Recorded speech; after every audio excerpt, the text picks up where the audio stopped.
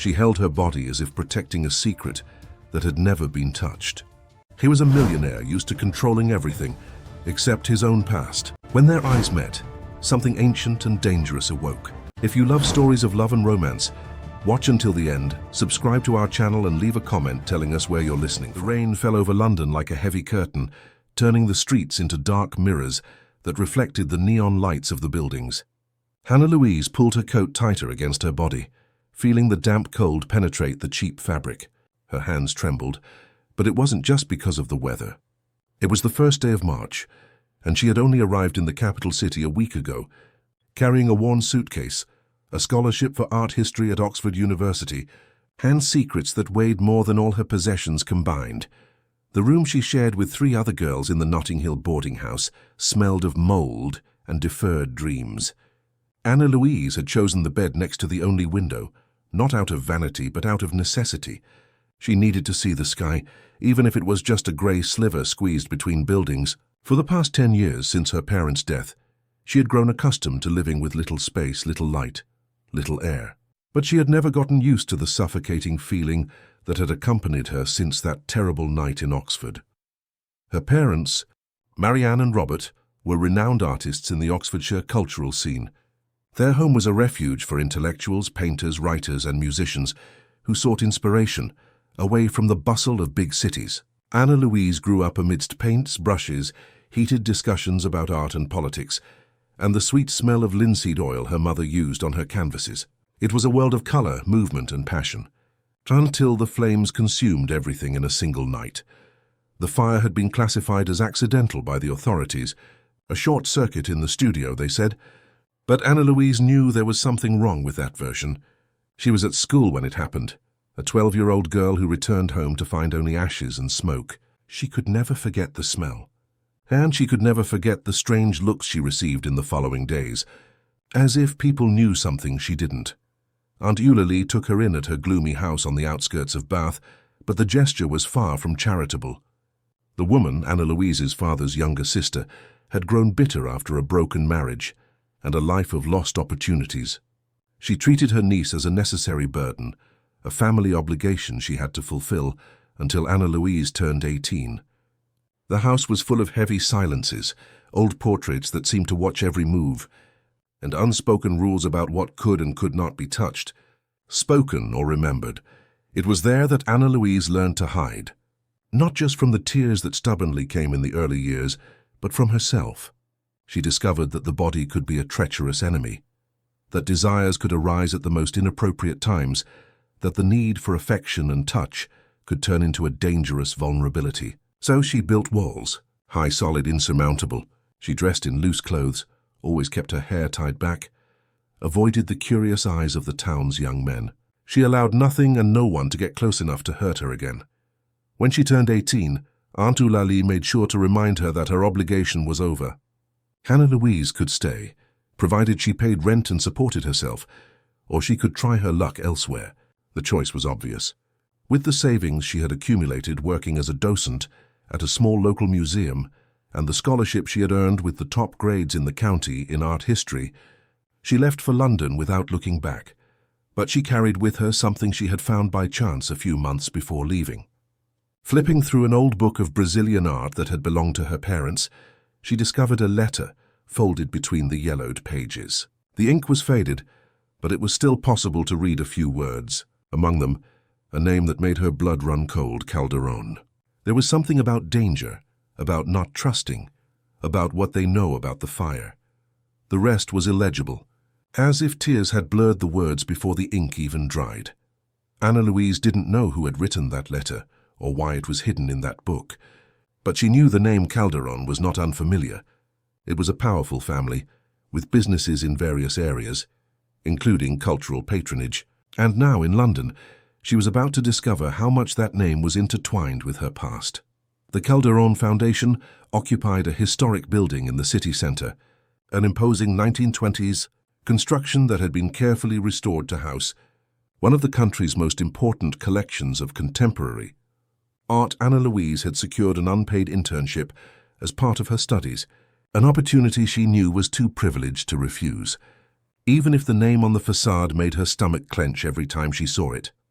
It was a Thursday morning when she saw Vincent Calderon for the first time.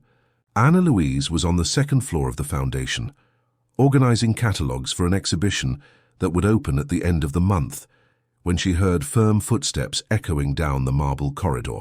She looked up and saw him approaching, an imposing figure dressed in an impeccable dark suit, his hands in his pockets, his gaze sweeping the space with the authority of someone who owns every inch of what he sees. Vincent Calderon was different from what she had imagined. He wasn't the elderly pot-bellied man she expected to find. At 45, he maintained an erect posture and precise movements that denoted absolute power and control. His dark hair was starting to show some silver threads at the temples, and his stubble gave his face a negligent air that contrasted with the sophistication of the rest of his appearance. But it was his eyes that drew the most attention, dark, penetrating, capable of dissecting a person with a single glance. Ana Louise quickly lowered her head, pretending to be focused on the papers in front of her. But she could feel when he stopped in front of the table where she was working, she could sense the weight of his gaze upon her. Her heart pounded, but she forced herself to keep her breathing controlled, her hands steady. "You're new here," he said, and it wasn't a question. His voice was deep, polite, but there was something in it that made her shiver. "Ana Louise Campos, isn't it?" She slowly raised her eyes, meeting his gaze. "Yes, Mr. Calderon, I'm an intern." Vincent studied her face for a few seconds that felt like an eternity. Ana Louise struggled to maintain a neutral expression, but something in the way he observed her made her feel as if she was being evaluated, weighed, measured against some secret standard only he knew. "Interesting," he murmured, more to himself than to her. "There's something familiar about you. Have we met before?" "No, sir." "I'm sure we haven't," Ana Louise replied, and realized her voice sounded firmer than she expected. Vincent tilted his head slightly, a half-smile touching the corners of his mouth. "Certainty is a very strong word, Ana Louise. Sometimes we know people in ways we don't consciously remember. The past has peculiar ways of returning." His words made something clench in her chest, but Ana Louise kept her gaze steady. "Perhaps you're mistaken. I'm from Bath. I've never been to London before." "Bath," he repeated, savoring the syllables. "A historic city rich in culture. Were your parents from there too?" The question caught her off guard. For a moment, Ana Louise felt her defenses waver, her mask almost slipping. "They were from Oxford," she finally said, "but they died when I was a child." Vincent observed the subtle change in her expression, the way her shoulders tensed, how her hands slightly clenched over the papers. "I'm sorry," he said, but there was something in his tone that didn't sound exactly like grief. Accidents are always tragic. Ana Louise hadn't mentioned it was an accident. A chill ran down her spine, but she forced herself to keep her voice calm. "How did you know it was an accident?" For a fraction of a second, something crossed Vincent's face. Surprise, caution. Ana Louise couldn't decipher it, but she noticed he took a few extra seconds to respond. "It's a natural assumption," he finally said. "When young people die, it's usually by accident or illness. And you don't seem to bear the mark of someone who lost their parents to prolonged illness." The answer was logical, but there was something in the way he gave it that didn't completely convince Ana Louise. She decided to test him. "My parents were artists, Marianne and Robert Campos. Perhaps you knew them." Vincent remained silent for a long moment, his gaze fixed on her face. When he finally spoke, his voice was lower, more controlled. "I know many artists. I don't always remember all their names." It was an evasion, and they both knew it. Ana Louise felt a mix of frustration and triumph. There was something there, something he didn't want to reveal. The letter hidden in the book gained even more significance. "Well," Vincent said, returning to his previous tone, "I hope you feel welcome here. The foundation is a special place. We take good care of our treasures." The pause before the last word was almost imperceptible, but Ana Louise caught it. There was something in the way he said treasures that made her feel as if she were a piece in a collection, something valuable and fragile that needed to be kept safe. He walked away without another word, but Ana Louise could feel that something had changed in those few minutes of conversation. It was as if an invisible line had been drawn between them, a connection she didn't fully understand, but knew to be dangerous. In the following days, Ana Louise began to notice things. Vincent Calderon had a habit of appearing on the floors where she worked more frequently than would be normal for someone in his position. Sometimes she caught him observing her from a distance, always with that inscrutable expression that made her question if she was imagining things. Other times he would pass her in the corridors and make seemingly casual comments that seemed to carry hidden meanings. "How are you adapting to the city?" he asked on one such occasion, stopping beside the table where she was classifying photographs of artworks. "Well," Anna Louise replied, without looking up from her work, "London is intense. It can be intimidating at first," he agreed, "but it has its charms for those who know where to look. There are places in this city that tell stories you would never imagine. Secrets hidden around every corner." Anna Louise looked up, meeting his eyes. "You seem to like secrets." Vincent smiled, a smile that didn't reach his eyes. "We all have secrets, Anna Louise. The difference lies in who has the courage to unearth them." She felt a shiver, but forced herself to maintain a casual tone. "And what if some secrets should remain buried?" "Ah," he said, leaning slightly closer. "But there's the question, isn't it? When we decide a secret should be kept, we rarely consider the price others pay for our choice." His words echoed in Anna Louise's mind for the rest of the day. There was something in them that sounded like a confession, as if he was trying to say something he couldn't express directly. Or perhaps she was reading too much between the lines, letting herself be carried away by the mysterious letter and the accumulating coincidences. It was a Friday afternoon, when the foundation was almost empty and Anna Louise was working late to finish a project, that he appeared again. This time there were no employees nearby, just the echo of his own footsteps in the silent building. "Working late," Vincent observed, leaning against the doorframe of the room where she was. "I like to finish what I start," Anna Louise replied, putting the last documents in the drawer. "An admirable quality," he said, entering the room and closing the door behind him. The gesture made her alert, but she tried not to show nervousness. Vincent approached slowly, his hands in his pockets, his gaze never leaving her face. He stopped a few feet away, but Anna Louise could feel the intensity of his presence filling the space between them. "May I ask a personal question?" he said. Anna Louise crossed her arms, an unconscious barrier. "You can try. Why art history? What specifically brought you to this field?" The question caught her off guard. She had expected something more direct, more invasive. "I grew up surrounded by art," she said cautiously. "My parents taught me to see beauty, where others see only objects. Art tells stories that words cannot express." "And what story does your favorite art tell?" he asked, taking another step towards her. Anna Louise thought for a moment. That pain can be transformed into something beautiful. That life's worst experiences can give rise to the most powerful works. Vincent studied her face, as if looking for something specific in her features. "And you believe that? That pain can be transformed?" "I have to believe," she replied, and realized there was more truth in those words than she intended to reveal. He smiled, but there was something melancholic in that expression. "You're very young to speak of pain with such authority." "Age has nothing to do with the depth of experience," Anna Louise said, feeling a wave of irritation. "Some people experience more pain by 20 than others do in a lifetime." "Touché," Vincent murmured. "And this pain, does it have a name?" Anna Louise hesitated. There was something in the way he asked the question that seemed to indicate he already knew the answer. "Loss," she finally said. "Abandonment. The feeling that there are missing pieces in a puzzle I can never complete." Vincent remained silent for a long moment, his gaze fixed on her. When he finally spoke, his voice was lower, almost a whisper. "And what if I told you that perhaps I could help you find those pieces?" Anna Louise's heart pounded, but she forced herself to keep her voice steady. "I'd say that would depend on the price." "Everything has a price," he agreed, taking another step. He was now close enough for her to smell his cologne, a masculine and sophisticated fragrance that made her feel slightly dizzy. "The question is whether you're willing to pay it." Anna Louise raised her chin, meeting his eyes. "And what would that price be?"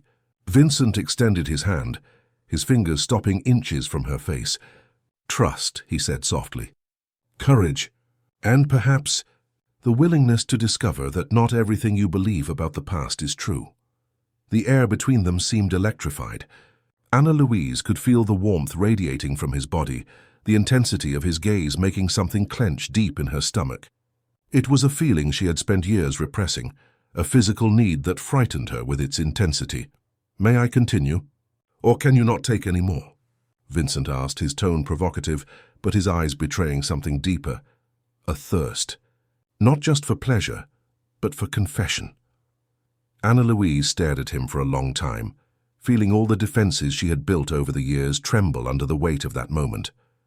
And then for the first time in a long time she smiled. Not the polite, distant smile she used with strangers, but something genuine, dangerous, full of unspoken promises. "You may continue," she said, surprising them both with her own boldness.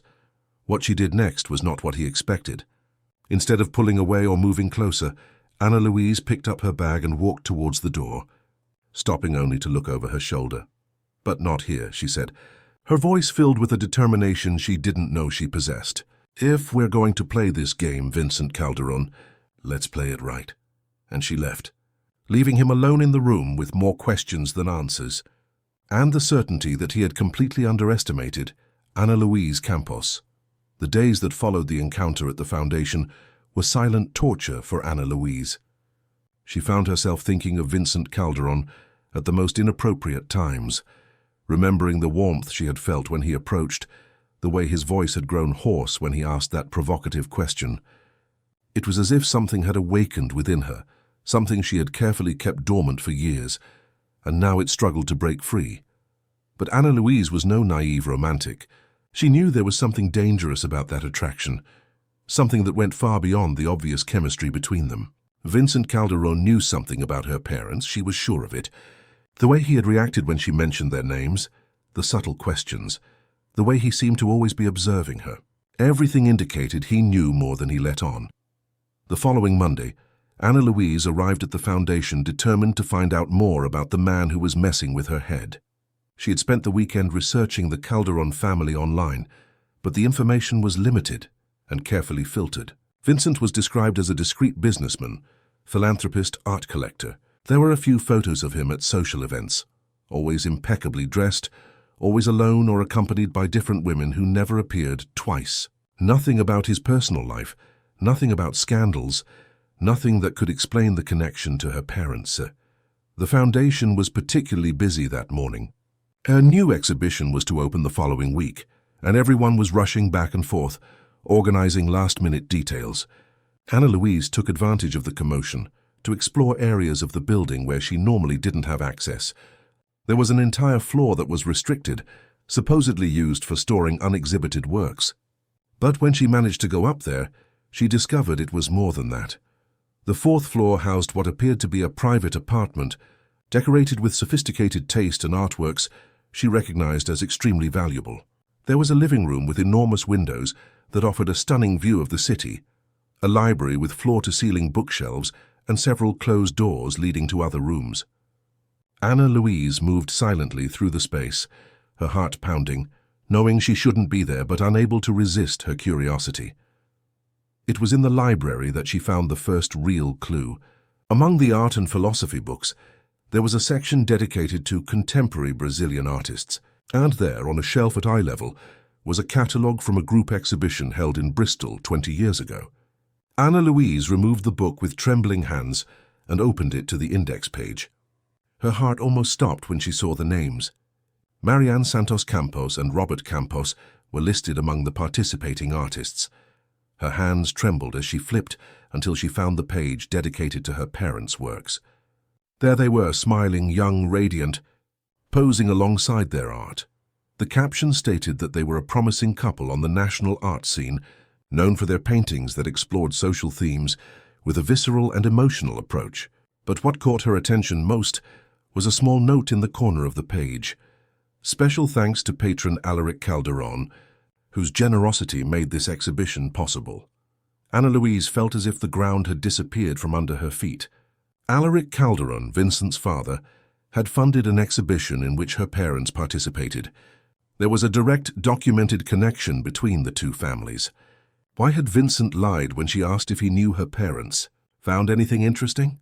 The deep voice behind her made her freeze. Ana Louise turned slowly, still holding the catalogue, and found Vincent standing at the entrance to the library. He didn't seem surprised to find her there, which was even more unsettling. I got lost, she said, trying to keep her voice steady. I was looking for the restroom. Vincent walked towards her, his footsteps echoing in the silence of the library. With an art catalogue in hand? Anna Louise raised her chin, deciding there was no point in pretending anymore. Why did you lie when I asked if you knew my parents?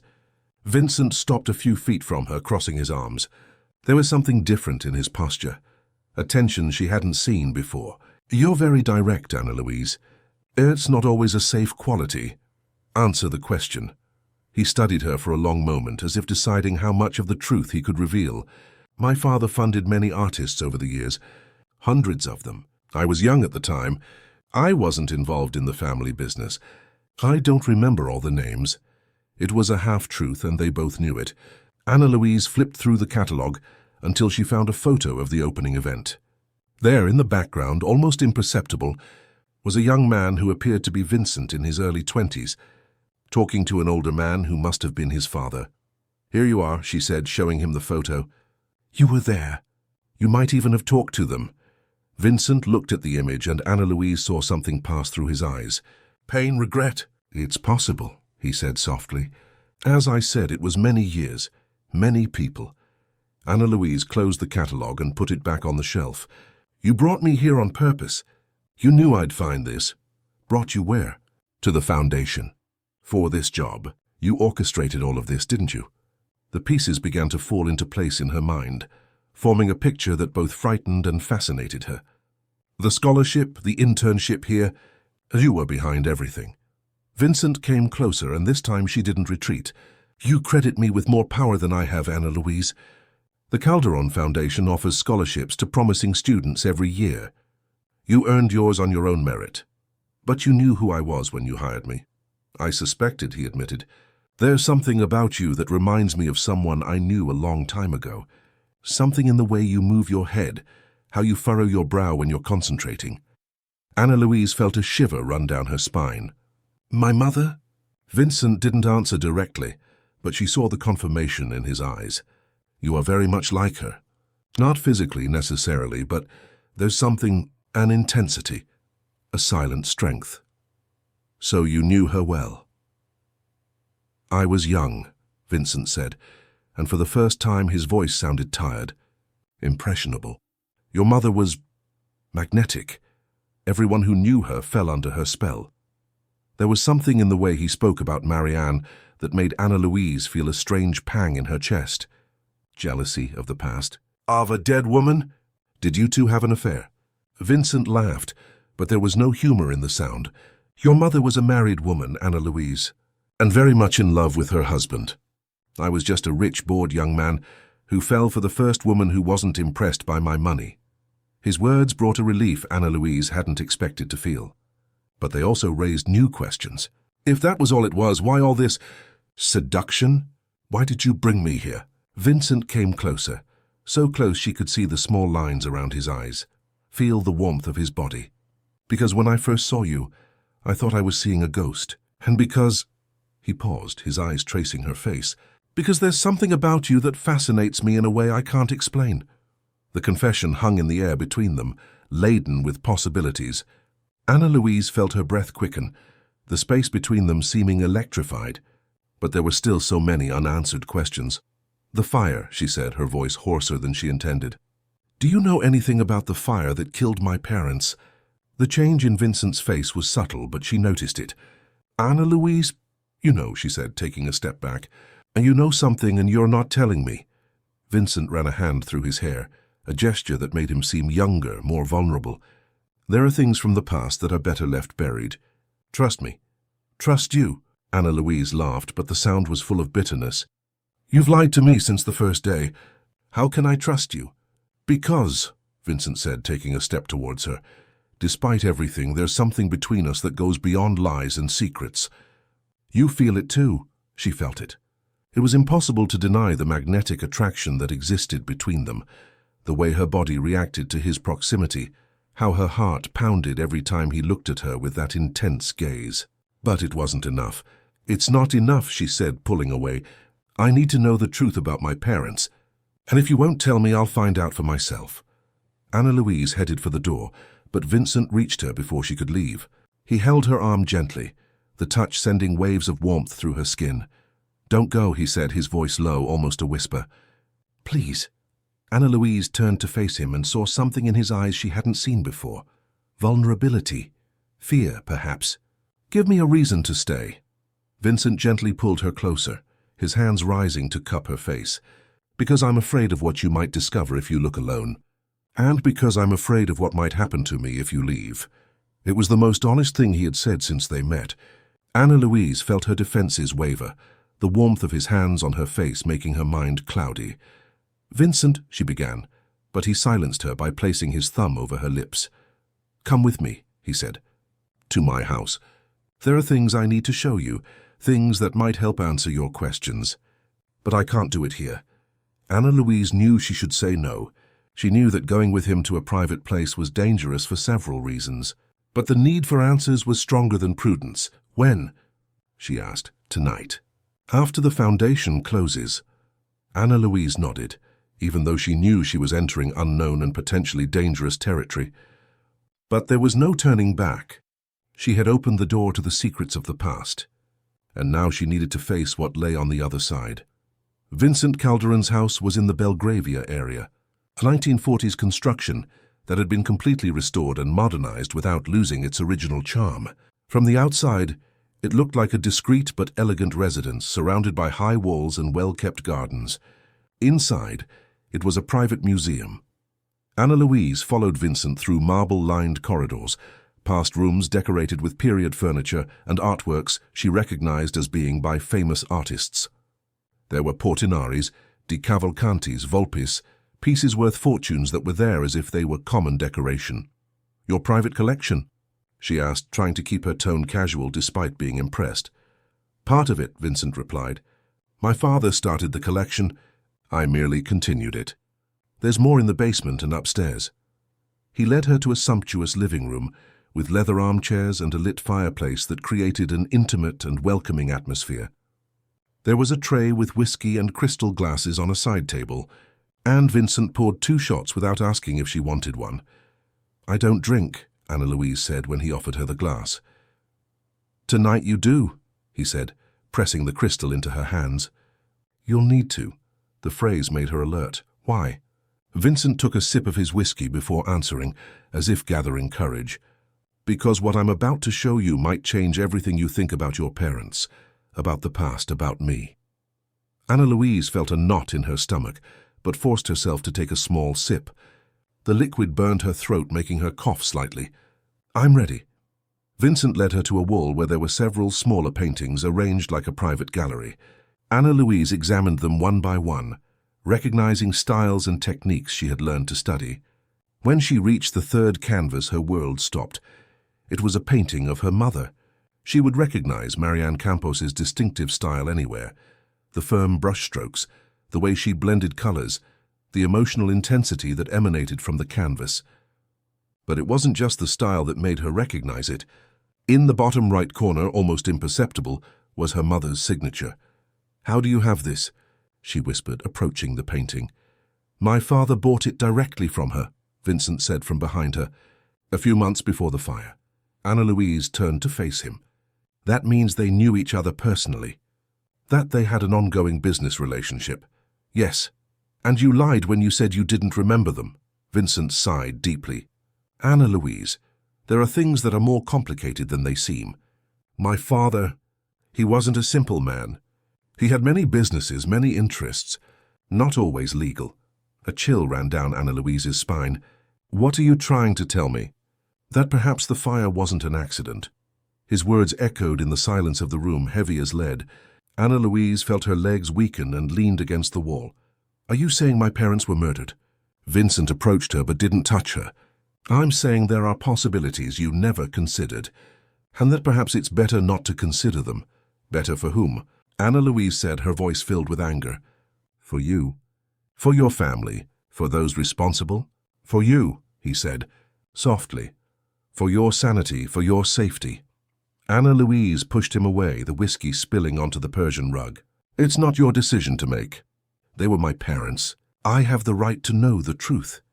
Vincent held her by the shoulders, preventing her from moving away. Anna Louise, listen to me. If you keep searching, if you keep asking questions, you might discover things that will destroy you. You might put your life in danger. Is my life already in danger? She asked, looking directly into his eyes. Are you threatening me? No, Vincent said, his hands gently squeezing her shoulders. Never, I'm trying to protect you.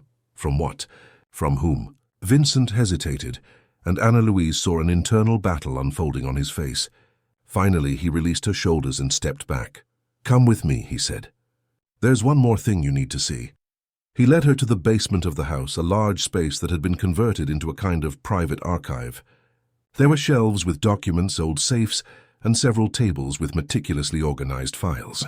Anna Louise observed everything with growing apprehension. Vincent went to a safe in the corner of the room and typed in a combination. The safe opened with a soft click, revealing carefully organized folders and documents. He took out a specific folder and handed it to her. These are my father's records of his dealings with local artists, he said, including your parents. Anna Louise opened the folder with trembling hands. Inside were contracts, receipts, correspondence, photographs. The more she read, the darker her expression became. The documents showed that Alaric Calderon was not just a benevolent patron.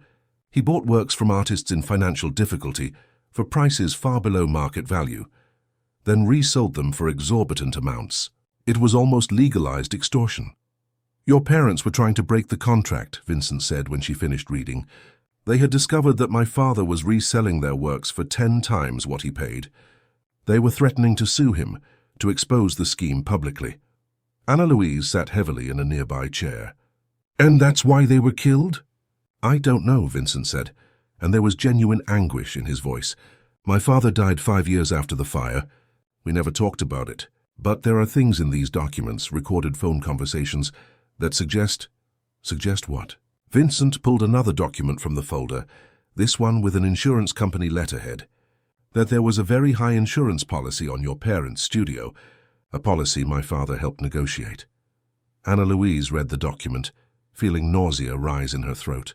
The policy was indeed high, disproportionate to the actual value of the studio, and the beneficiary was not her parents, but a shell company that, according to notes in the margins, was linked to Alaric Calderon's businesses. My God, she whispered. They were killed for money, for a meager amount of insurance money. Vincent knelt beside her chair, his hands gently covering hers. Anna Louise, these are just suppositions. Nothing was ever proven. But you believe that's what happened? Vincent didn't answer directly, but she saw the answer in his eyes. Yes, he believed it. And worse, he had lived with this suspicion for years without doing anything about it. Anna Louise stood up abruptly, pulling away from him. You knew! All these years you knew my parents might have been murdered because of your family's dirty business, and you did nothing. What could I do? Vincent said, standing up as well. My father was dead.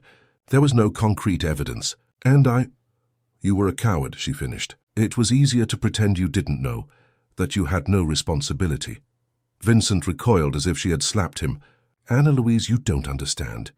It wasn't just about me. There were other people involved, other lives at risk. What other people? Vincent hesitated, and Anna Louise saw there was something more, something he hadn't yet told her. Tell me, she said, taking a step towards him. What other people? You, he said softly. You were at risk. Anna Louise felt as if the ground had disappeared from under her feet. Me? What do you mean? Vincent ran a hand through his hair, a gesture she had learned to recognize as a sign that he was struggling with something internal. Because you weren't just their daughter, Anna Louise. There was something more. Something that made your existence dangerous to certain people. Stop speaking in riddles, she said, frustration exploding. Tell me the truth at once.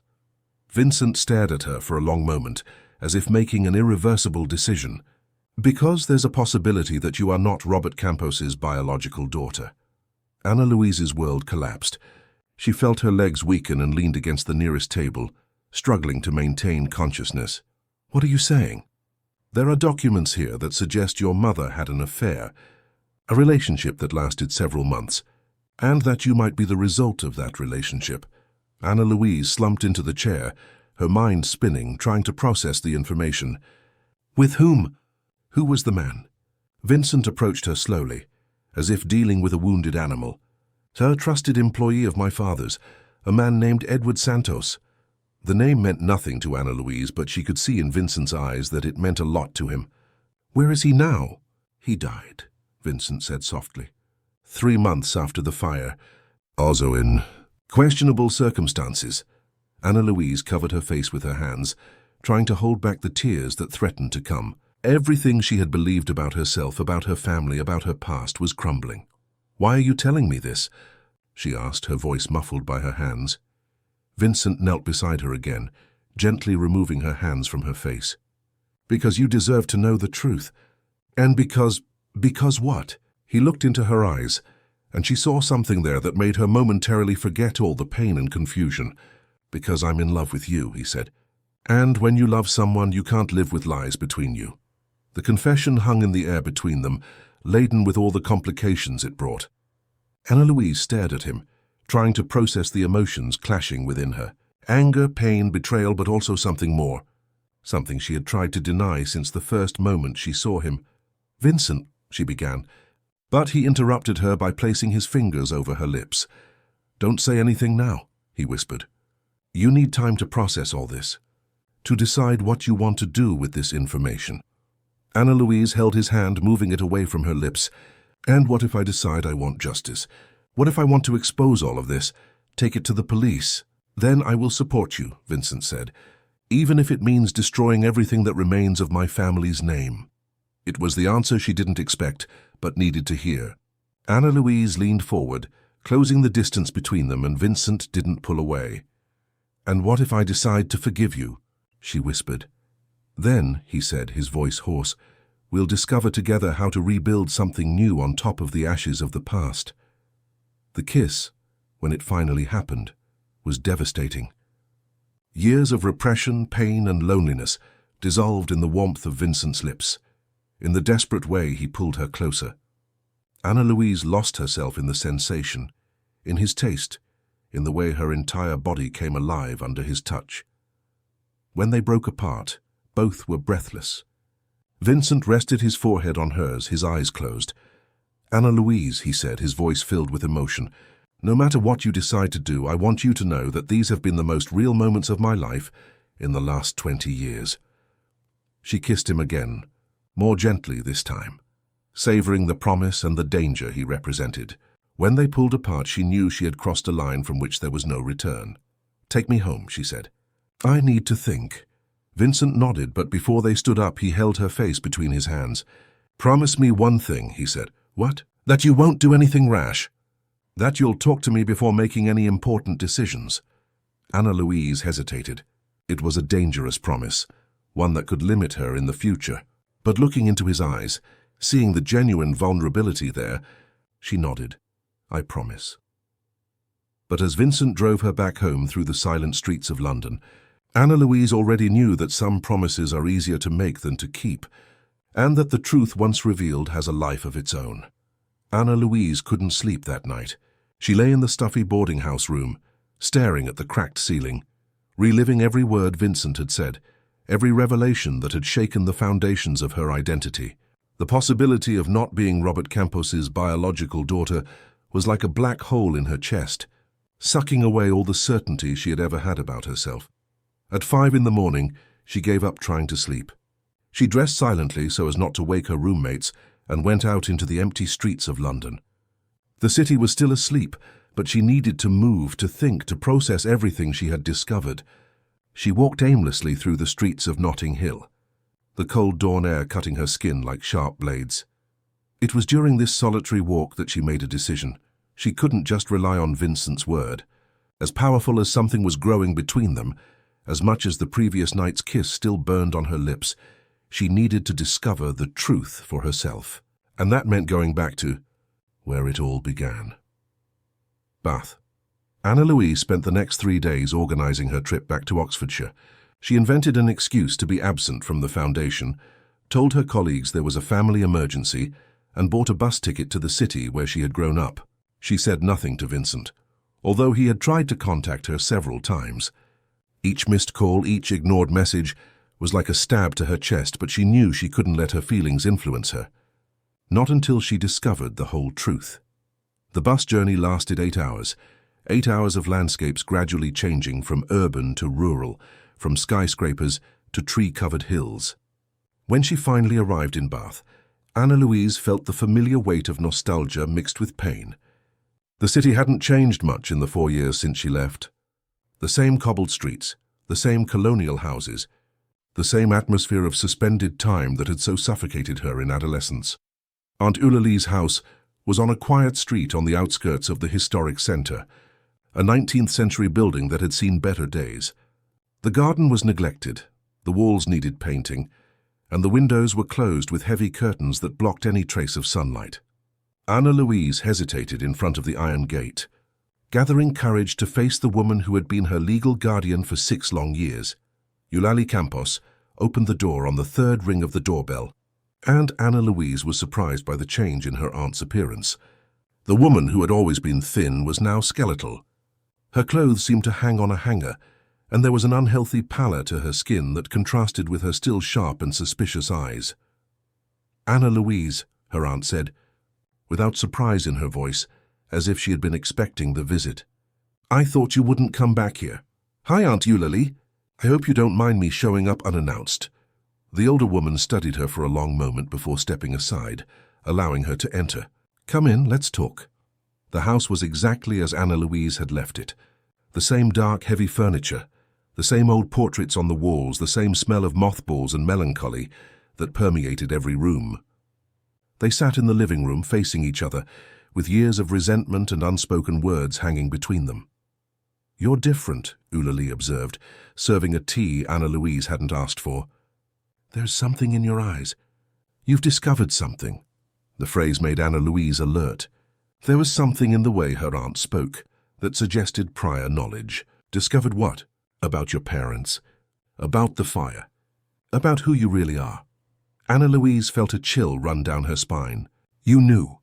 All these years you knew there was something wrong with their death." Eulalie took a sip of her tea, her hands trembling slightly. "I knew much more than that, child. I knew that one day you would come back here asking those questions. Then tell me the truth." The whole truth. Her aunt stood up and walked to an old desk in the corner of the room. She opened a drawer and took out a battered shoebox. She returned to the armchair and placed the box on the coffee table between them. "Your mother was my sister-in-law, not my blood sister. But I loved her as if she were. Marianne was special, vibrant, talented, full of life. Robert adored her, but there were things about her he never knew." Anna Louise leaned forward, her heart pounding. "What things?"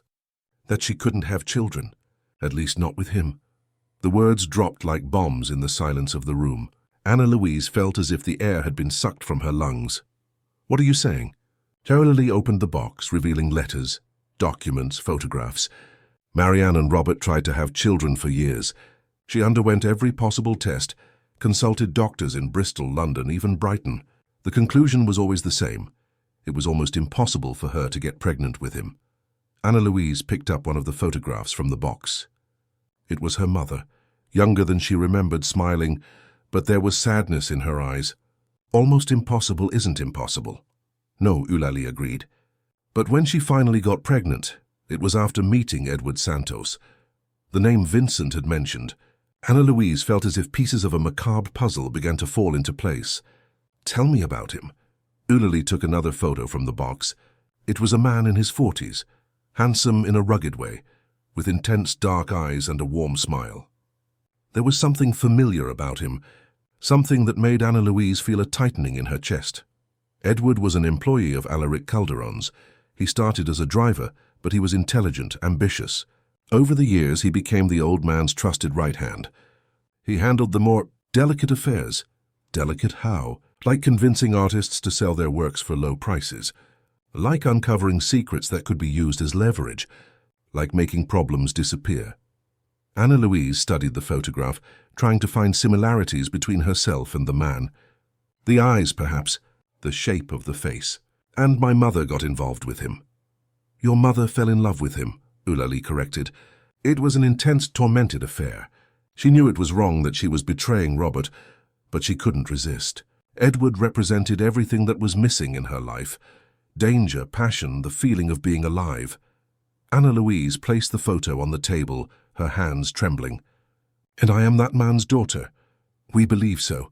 Marianne never took a paternity test, but the dates coincide." "And when you were born?" Eulalie hesitated, studying her niece's face. "You had his eyes. The same intensity, the exact same color." Anna Louise's world collapsed once again. Everything she had believed about her identity, about her family, about her place in the world was a lie. She wasn't the daughter of the gentle, loving man who had raised her, but of a criminal who worked for the family that may have killed her parents. "Did Robert know?" she asked, her voice almost a whisper. "He suspected in the end. There were small signs, things he couldn't ignore. You never had a knack for art like he expected, never showed interest in brushes and paints. But you had a sharp intelligence, a capacity to read people that very much resembled Edward." Anna Louise stood up abruptly, walking to the window. Outside, life went on as normal. People walked along the cobbled streets. Children played. The sun shone as if the world hadn't just collapsed for her. "Why are you telling me this now?" she asked without turning around. "Because you have a right to know, and because—" Eulalie paused, and when Anna Louise turned, she saw tears in the older woman's eyes. "Because I know you've met Vincent Calderon, and he's in danger." Anna Louise quickly returned to the armchair. "What kind of danger?" "The same kind that killed your parents. The same kind that killed Edward." Eulalie leaned forward, her voice low and urgent. "There are people who don't want the secrets of the past to come to light. People who have a lot to lose if the truth is discovered." "What people? Who else is involved in this?" Eulalie took an envelope from the box. The paper yellowed with age. "This letter arrived a week after the fire. No sender, no signature, but I know who sent it." Anna Louise opened the envelope with trembling hands. The handwriting was feminine, educated, but there was urgency in the words. The girl must not discover the truth about her father. Edward knew too much, spoke too much. The same happened to Marianne and Robert. If Anna Louise keeps asking questions, the same will happen to her. Keep her away from London. Keep her away from the Calderons. Her life depends on it. Anna Louise read the letter 3 times, each word burning itself into her mind like a branding iron. Who wrote this? Someone who knew Edward intimately. Someone who knew Alaric Calderon's plans. Someone who had access to privileged information. A woman, Anna Louise observed, studying the handwriting. A woman with a lot of power and a lot to hide. Anna Louise felt pieces of the puzzle shifting in her mind, forming a frightening image. Vincent's mother, Eleanor Calderon. Eulalie nodded slowly. The rich and respected widow, who controls a considerable part of the family fortune. The woman who never remarried, never allowed anyone to get too close to her secrets. But why would she do that? Why would she kill people to protect her dead husband's business? Because it wasn't just his business, Eulalie said. Eleanor was involved from the start. She was the one who chose the artists to be approached. She was the one who decided which works were worth acquiring. Alaric was just the public face of the scheme. Anna Louise leaned back in the armchair, trying to process all the information. And now that I'm in London, working at the foundation, getting close to Vincent, now you represent a threat, not just to Eleanor, but to the entire empire she built on lies and blood. Anna Louise's phone rang, interrupting the conversation. It was Vincent, calling for the 10th time in 3 days. This time she answered, "Anna Louise." "Thank God, where are you?" "I'm worried." His voice, filled with genuine concern, made something clench in her chest. "I'm in Bath, I needed answers." "Bath? Why didn't you tell me?" "I could have—" "Vincent," she interrupted him, looking at her aunt who was watching the conversation with interest. "I need to talk to you in person. There are things I've discovered, things about your family."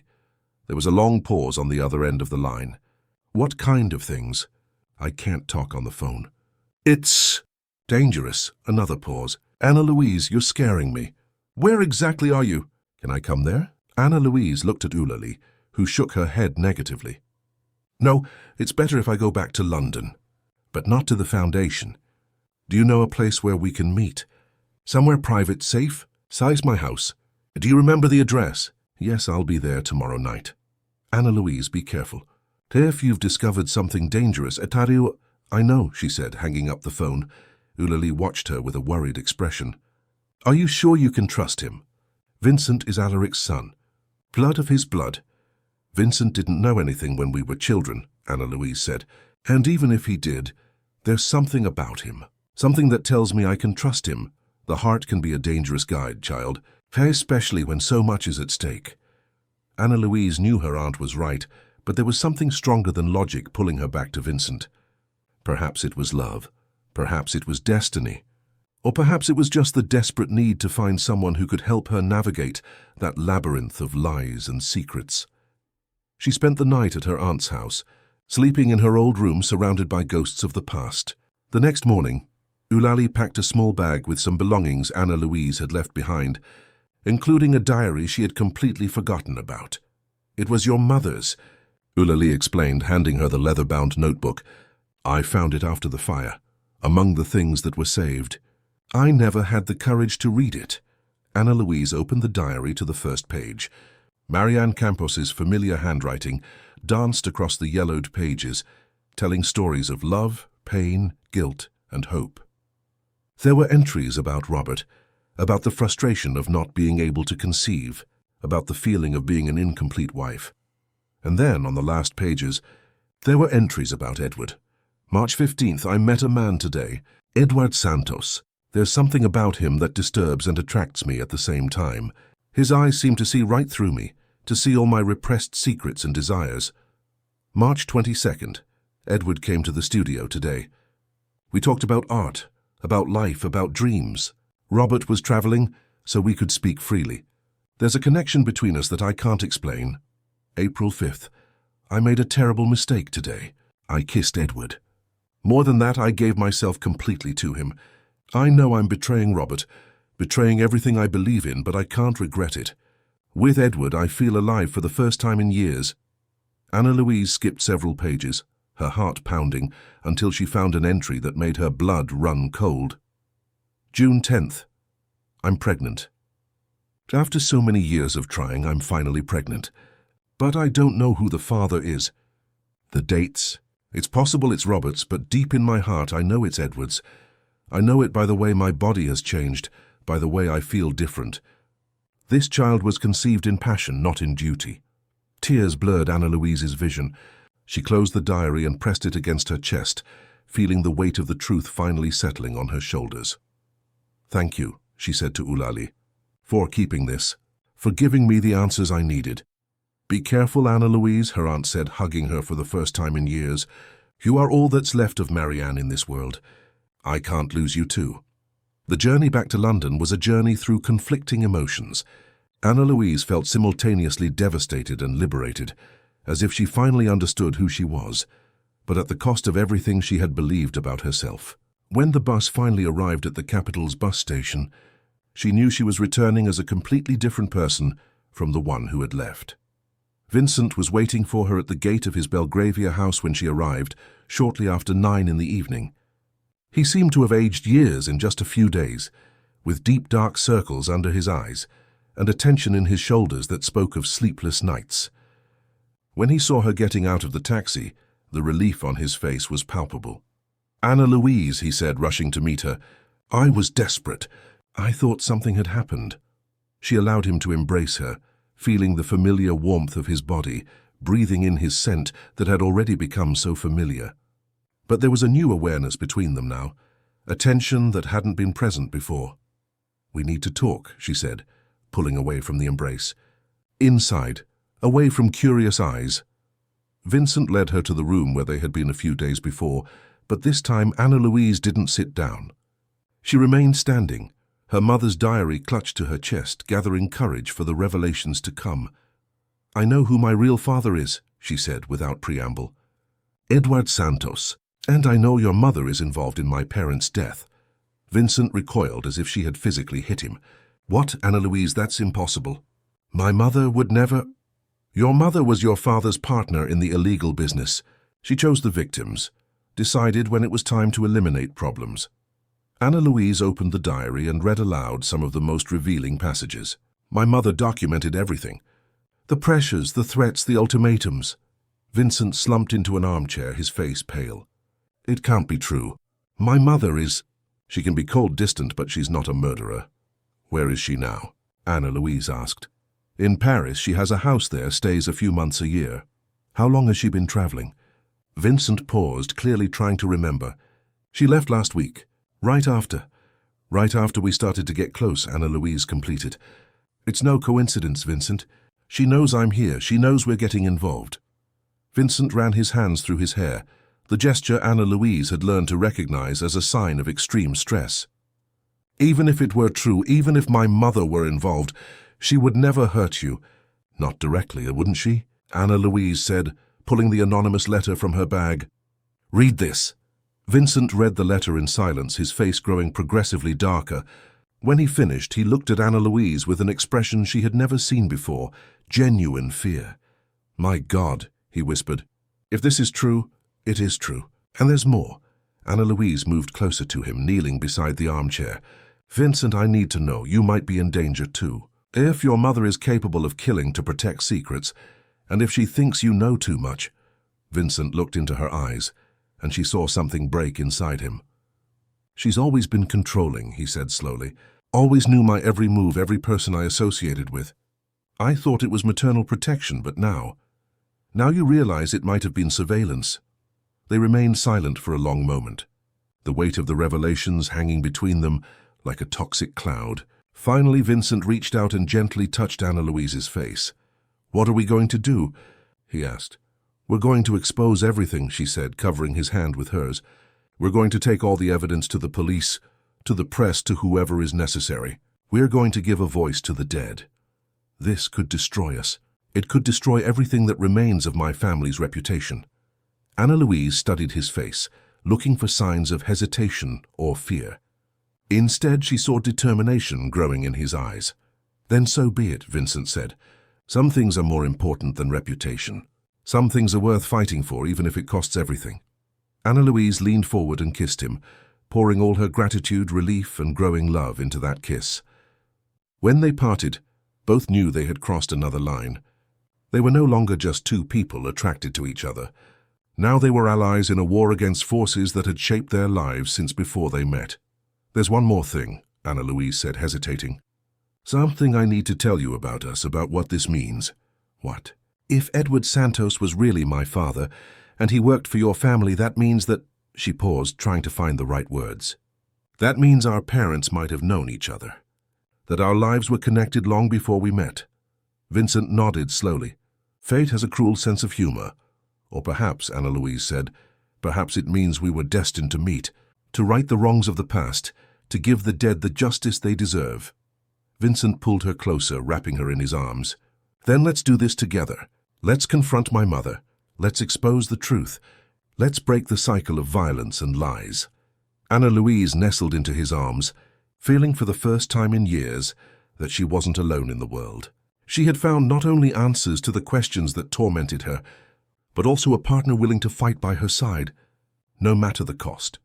But neither Anna Louise nor Vincent noticed the shadowy figure observing them through the window, or the cell phone that captured every word of their conversation. Eleanor Calderon had returned from Paris earlier than announced, and she was far from pleased with what she had discovered about the relationship between her son and the daughter of the man she had loved and lost decades ago. The war was just beginning. Anna Louise woke up in Vincent's arms with the strange sensation of being watched.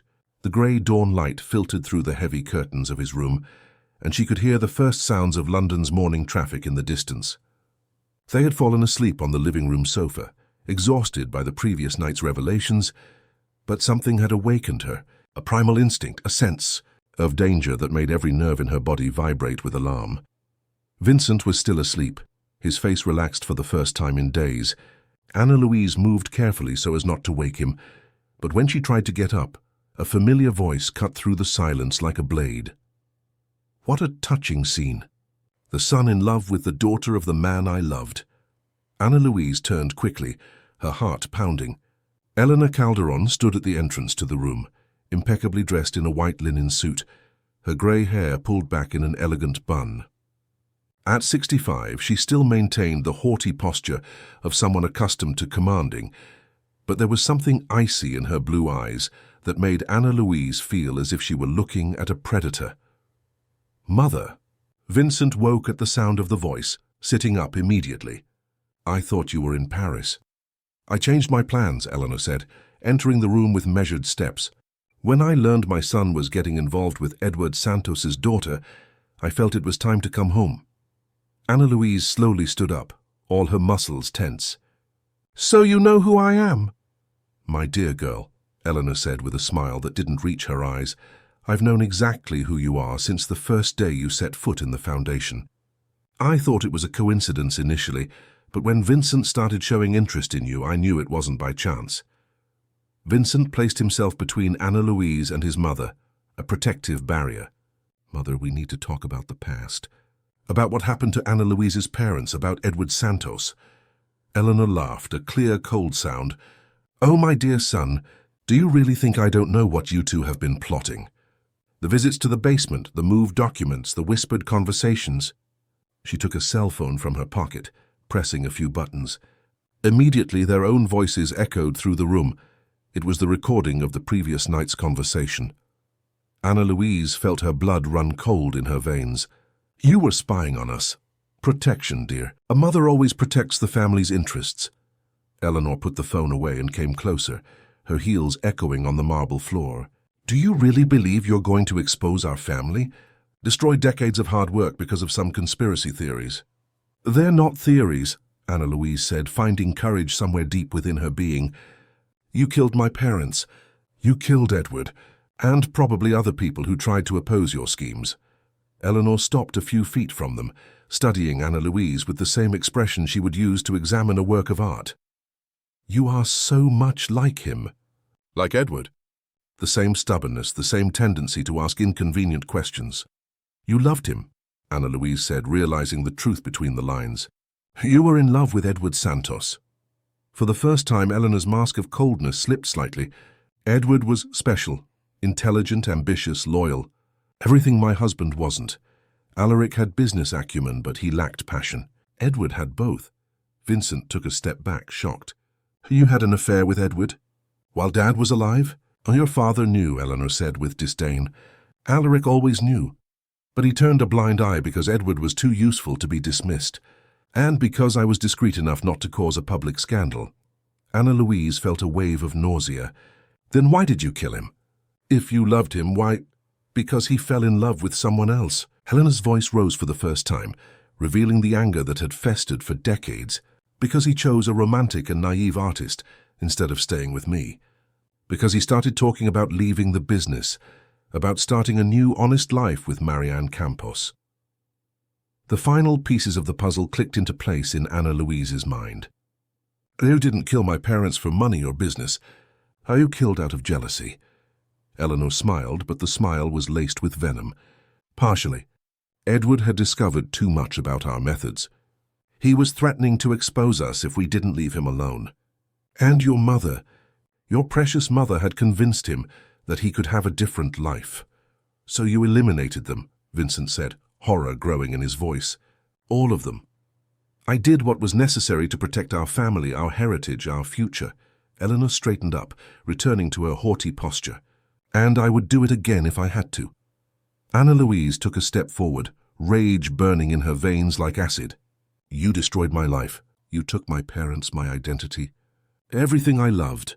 And now," Eleanor said, taking something from her bag, "I'll have to take measures to ensure you don't destroy mine." The object in Eleanor's hand was small, discreet, but Anna Louise recognized it immediately. A syringe. Vincent instinctively moved to protect her, but Eleanor had already anticipated the reaction. "Don't move," she said, her voice returning to a controlled tone. A small dose, seemingly a heart attack. Very sad, such a promising young woman. But the stress of studies, the pressure of big city life. "Mother, stop it," Vincent said, but his voice trembled. "You can't do this." "I won't let you." "Oh, my dear son," Eleanor said with false compassion, "do you really think you have a choice? You've always been too sentimental for the family business. After Anna Louise has her accident, you'll get over her as you always do. And life will go on." Anna Louise felt a strange clarity descend upon her. All the fear, all the confusion of the past few days crystallized into a single certainty. She was not going to die here. She was not going to allow Eleanor Calderon to win again. "You're right about one thing," Anna Louise said, surprising everyone with the calm in her voice. "I am like Edward, stubborn, inconvenient, but I am also like my mother. And do you know what my mother did when she was cornered?" Eleanor hesitated for a fraction of a second. "What?" "She fought." Anna Louise moved faster than anyone expected, taking advantage of the distraction to grab a heavy bronze candelabra from the side table. Eleanor tried to react, but Anna Louise was quicker, hitting her hand and sending the syringe flying through the air. Vincent wasted no time, lunging at his mother and immobilizing her while Anna Louise grabbed the phone to call the police. But Eleanor hadn't survived decades in the business world without learning a few dirty tricks. "Do you really think you can stop me?" she said, struggling against her son's weight. "I have judges in my pocket, police chiefs on my payroll, journalists who publish only what I authorize. Who do you think will believe the word of two spoiled children against mine?" "Perhaps they won't believe our words," Anna Louise said, showing her cell phone. "But they'll believe your own confession." Eleanor paled when she realized Anna Louise had recorded the entire conversation. "You little bitch," Eleanor hissed. "You don't know who you're messing with." "I know exactly," Anna Louise said. "I'm messing with a murderer, a woman who killed innocent people for money and jealousy, a coward who never faced the consequences of her actions." The police siren could already be heard in the distance when Eleanor made her last desperate move. With strength that surprised Vincent, she broke free from his embrace and ran for the stairs leading to the second floor. Vincent and Anna Louise ran after her, but Eleanor knew the house better than anyone. When they reached the second floor, Eleanor had already locked herself in Vincent's private office, where the family's most important documents were kept, and Anna Louise knew probably more evidence of past crimes. "Mother, open the door," Vincent shouted, banging on the solid wood. "Don't make this worse for yourself." Eleanor's answer came in the form of smoke beginning to seep from under the door. She had set fire to the documents. "My God, she's destroying the evidence," Anna Louise said. Vincent rushed to get a spare key, but by the time they managed to open the door, the office was already engulfed in flames. Eleanor stood in the center of the destruction, feeding the fire with piles of documents, photographs, and contracts. "If I can't protect the family legacy," she shouted over the crackling flames, "then no one can." The police stormed the house at that moment, followed by firefighters who quickly brought the blaze under control. But the damage was done. Decades of evidence had been reduced to ashes in a matter of minutes. Eleanor was arrested, but without the physical evidence, it would be harder to prove the past crimes. Anna Louise felt despair threatening to consume her when she saw the charred remains of what could have been justice for her parents. "It's over," she said to Vincent as they watched Eleanor being led away by the police. "She destroyed everything. We'll never be able to prove what she did." Vincent pulled her into his arms, holding her tightly against his chest. "It's not over. We have the recording, we have her confession. It may not be enough to prove the old murders, but it's enough to ensure she is investigated, prosecuted." "But my parents—" "Your parents already rest in peace," Vincent said softly. "What matters now is that you're alive, that we're together, that she can no longer hurt anyone." The weeks that followed were a whirlwind of legal activity. Anna Louise's recording indeed served as crucial evidence, and Eleanor's confession about the murders, combined with some evidence that survived the fire, was enough for the police to reopen the old cases. Other family employees, protected by decades of bought silence, began to speak when they saw Eleanor being prosecuted. It was revealed that there were more victims than Anna Louise had imagined. Edward Santos was not the only employee eliminated for knowing too much, and her parents were not the only artists killed for refusing to be exploited. Eleanor had orchestrated a network of corruption, blackmail, and assassinations that spanned 3 decades. During the trial, which dragged on for months, Anna Louise had to face not only the horrific details of the crimes, but also her own transformation. The shy, repressed girl who had arrived in London no longer existed. In her place, there was a strong, determined woman, capable of facing the most painful truths about her past. Vincent was by her side throughout the entire process, facing not only the pain of discovering his mother was a murderer, but also the collapse of the family empire she had built on blood and lies. The Calderon Foundation was dissolved. The family's assets were confiscated to pay reparations to the victims' families, and Vincent found himself starting life from scratch. "I don't regret it," he said one night, as they walked through Hyde Park under the stars. "I lost everything, but I gained you. And I gained the chance to rebuild something clean, something honest." Anna Louise stopped walking and turned to face him. They had changed so much in recent months. Vincent had lost the air of cold arrogance that characterized him when they first met, replaced by genuine humility and a determination to do the right thing. Anna Louise, in turn, had discovered an inner strength she never knew she possessed. "Vincent," she said, taking his hands in hers, "there's something I need to tell you." "What is it?" "I love you. Not despite everything that happened, but because of it. Because of the way you chose to stand on the side of justice, even if it cost you everything you had." Vincent pulled her closer, his eyes shining with undisguised emotion. "Anna Louise, I've loved you since the first moment you challenged me in that foundation room. You showed me there was a better man inside me, a man worth being. The kiss they shared was different from all the previous ones. There were no more doubts, fears, or secrets between them. It was the kiss of two people who had faced hell together and chosen love on the other side." 6 months after the trial, Anna Louise stood at the altar of a small church in Oxford, wearing the simple wedding dress that had belonged to her mother. Vincent was by her side, radiant in a discreet suit, holding her hands as if she were the most precious treasure in the world. There was no excessive luxury, no ostentation, just families and friends gathered to celebrate a love that had been born from the ashes of tragedy and blossomed in the light of truth. Aunt Eulalie was in the front row, smiling for the first time in years, proud of the woman Anna Louise had become. When the priest asked them to exchange vows, Anna Louise looked into Vincent's eyes and spoke from her heart.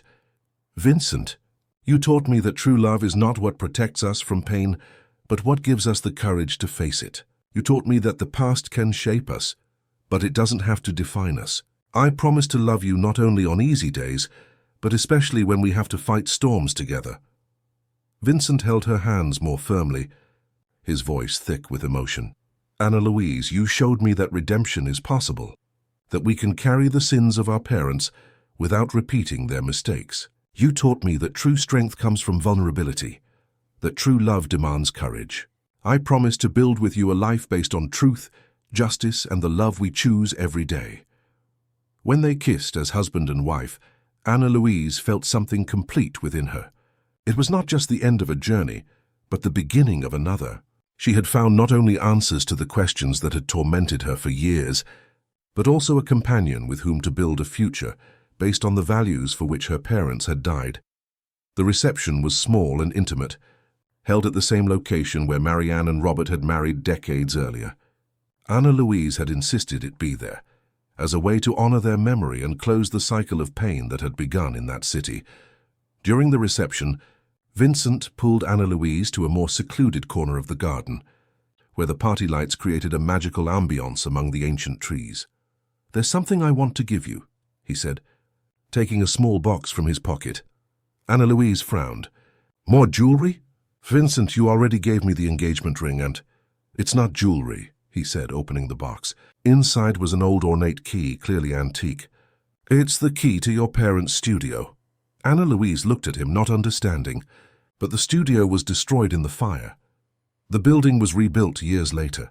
The current owner is a friend of mine, an architect who always admired your parents' work. When I told him the story, he offered the space. If you wish, you can rebuild the studio. You can continue the work they started. Tears ran freely down Anna Louise's face. It was more than a gift. It was the opportunity to honor her parents' memory in a tangible way, to continue the artistic legacy that had been so brutally interrupted. "Vincent," she whispered, "this is— I don't know what to say. Say we'll do it together. Say we'll create something beautiful from the ashes of the past." Anna Louise kissed him with all the passion and gratitude she felt. "We'll do it together," she promised. "We'll create something that would have made my parents proud, something that honors all who were lost." A year later, The Marianne and Robert Studio was inaugurated, a space dedicated to supporting young artists from humble backgrounds, offering not only creative space, but also legal protection against exploiters. Anna Louise had completed her master's degree in art history and dedicated her time to managing the studio, while Vincent had found his calling helping artists navigate the art market ethically and fairly. Eleanor Calderon had been sentenced to 25 years in prison for the murders that could be proven, but Anna Louise knew that true justice was not in punishment, but in building something positive on the foundations of tragedy. One Sunday afternoon, Anna Louise was in the studio painting her first work in years, a memorial portrait of her parents, based on the only photograph that survived the fire. Vincent entered silently, watching her work with the same intensity and passion he had learned to admire. "How's it looking?" he asked, approaching from behind and wrapping his arms around her. Anna Louise leaned back against his chest, still holding the paintbrush. "I think they would approve," she said. "Not just of the painting, but of all this. What we've built, what we've become." Vincent kissed the top of her head. "I'm sure they would approve. And Edward too." It had been difficult for Anna Louise to come to terms with the truth about her biological paternity, but with time she had made peace with it. Robert Campos had been her father in every sense that mattered, in love, in dedication, in the way he had shaped her values. Edward Santos had merely been the man who fathered her. Robert had been the man who made her who she was. "There's something else," Vincent said, and Anna Louise noticed a contained excitement in his voice. "What is it?" He turned her to face him, his hands on her face. "The doctor called today. The tests confirmed it." Anna Louise felt her heart race. "Confirmed what?" "That we're going to be parents." The paintbrush fell from Anna Louise's hands, staining the studio floor with blue paint. Tears of joy welled in her eyes as she processed the news. "Parents," she repeated as if testing the word. "We're having a baby. A baby who will grow up knowing the truth from the start," Vincent said. "Her baby who will never have to discover painful secrets about their past because there will be no secrets to discover." Anna Louise kissed him with all the strength of her love, feeling the future expand before them, like a blank canvas waiting to be painted. They had started as two strangers united by past tragedies, but they were becoming a family based on love, truth, and hope. "What shall we name them?" she asked, already imagining the child she carried. "If it's a girl," Vincent said, "how about hope? To remember that there is always light after darkness." "And if it's a boy?" Vincent smiled, and Anna Louise saw in his smile all the love and all the promises of the future. "Edward Robert. To honor both the men who made you possible." Anna Louise nodded, knowing it was perfect. The child she was carrying would be raised knowing their complete story, the beautiful and the painful parts, the heroes and the villains, the losses and the victories. But above all, they would be raised knowing that true love is not what protects us from the truth, but what gives us the courage to face it.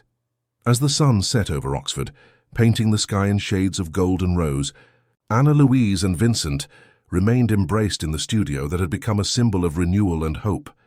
They had lost much along the way: innocence, illusions, financial security, but they had gained something infinitely more valuable, a love forged in the fire of adversity, tempered by truth, and strong enough to withstand any storm. The past finally rested in peace. The future shone before them, full of possibilities, and in the present, they had everything that mattered: each other, the truth, and the promise that the cycles of lies and violence had been broken forever.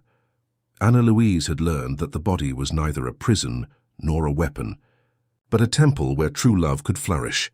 And Vincent had discovered that redemption came not from money or power, but from the courage to choose what was right, even when it cost everything. Together they would paint a new beginning on the canvas of their lives, a work of art made of love, truth, and the unwavering certainty that sometimes the most beautiful endings are born from the most difficult beginnings.